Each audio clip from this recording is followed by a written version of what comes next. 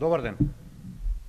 На оваа пресконференција ќе објавиме дополнителни информации за корумпирање на медиумите со пари на граѓаните.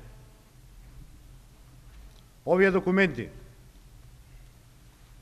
покажуваат дека во 2013 година владата на Никола Груевски префрлила над 280.000 евра на сметката на Канал 5 телевизија преку најмалку 5 трансфери.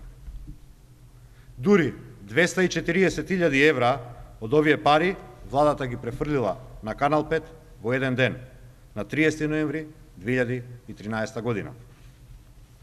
Дополнително, исто така, преку само 5 трансфери, владата на Никола Груевски префрлила над 230.000 евра и на сметката на Алфа телевизија. Идентично како примерот со Канал 5, најголемиот дел од овие пари, дури 216.000 евра, Алфа телевизија ги добила од владата во само единствен ден на 10 декември 2013 година. Само 10 дена после трансферите на Канал 5 телевизија.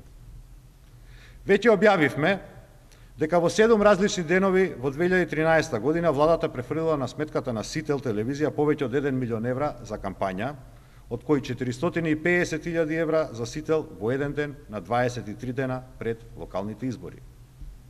Со новите информации кои денес ги презентираме, значително се зголемува сумата што владата на Никола Груевски ги префрлила на своите омилени медиуми во 2013 година.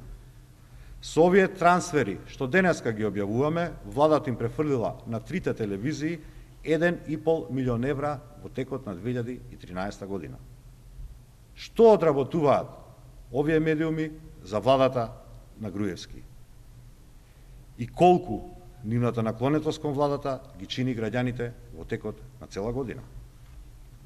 Дополнително, покрај рекламите на владата, граѓаните се бомбардирани и со реклами на кои стои подписот на ВМРО ДПМНЕ. Од кои средства ВМРО ДПМНЕ ги плаќа негативните кампањи против опозицијата, кога во најновиот ревизорски извештај за ВМРО ДПМНЕ нема ниту еден податок дека партијата исплатила пари на некој медиум за реклами. Дали владата на ВМРО ДПМНЕ на овој начин ги плаќа црните кампањи на партијата ВМРО ДПМНЕ? Почитувани, слободата на медиумите е јавен интерес. Тоа е огледало на демократијата во една земја.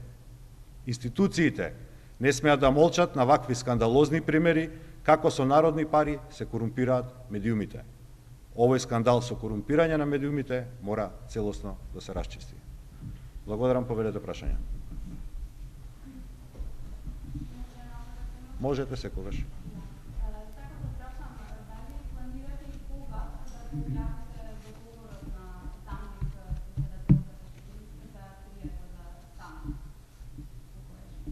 Значи, заменик председателката Шекеринска нема договор за кирија за стан. Постои менаџерски договор на нејзиниот сопруг со приватната фирма во која што работи. Повелете други прашања?